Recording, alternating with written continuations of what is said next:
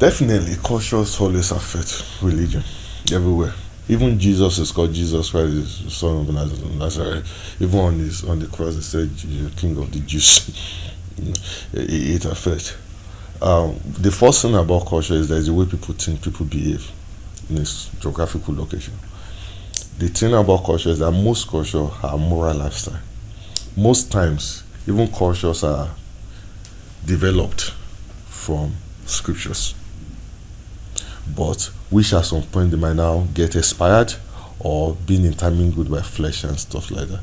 Like respect now is a cultural thing that's scriptural.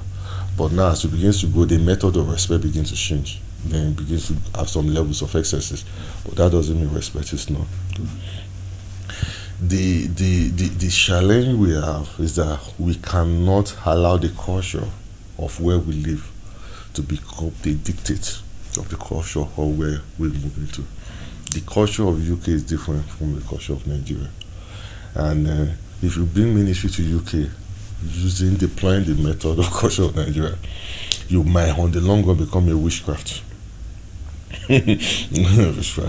So as I walk with God, one of the dealings of God in my life is that the gospel is universal. And when you read the scripture, the Bible is also full of cultures.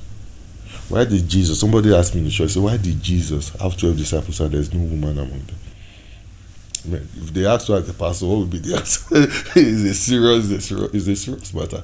Even that was Jesus, that the King of Kings came and he won't give opinion. If you read the epistles, any epistle that have confusion is because it has a cultural issue. If you read First Corinthians and begin to have issue with Corinthian covering of it, it's because it has an issue. It's written concerning Corinthians. So as I begin to work with Jesus, one of the things God was trying to do with me is that if I want to break cultural barrier in ministry, I should give reference to a man that did it right. And what Jesus was trying to do when he started his church is that he put Peter to be the head. But at some point, he removed Peter or gave him other assignment and brought James. And when James came on the scene, there was stability in this assignment. Number one, James came on the scene at the time when the church was expanding, going from nations to nations. James is one of the people that wrote the first epistles. James, the book of James and the book of Galatians at first, according to researchers. And there was stability in the assignment in which the body of Christ is being coordinated at a global level in this, whereby they bring doctrinal issues from those churches and they're able to sit down to resolve it in his own days. And he was able to give a response that is not cultural, but doctrinal.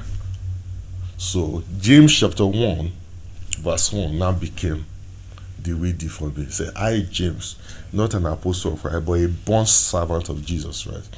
Then the next statement, we don't read it, we just jump to chapter verse 2 because can't it all joy, But the second phrase of that verse, he said, a letter sent from James to all the Christians scattered around the world.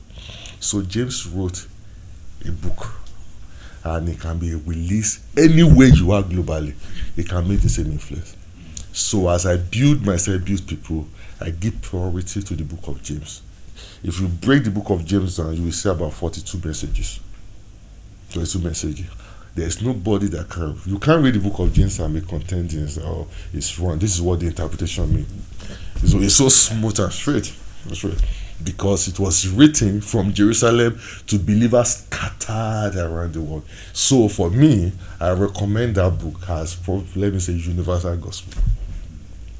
So as I imbibe on that and I begin to think about patience, think about letting me ask for wisdom, think about the dimensions of faith and sacrifice between Abraham, then he balance it up. He pick Abraham of faith, then he pick Rahab.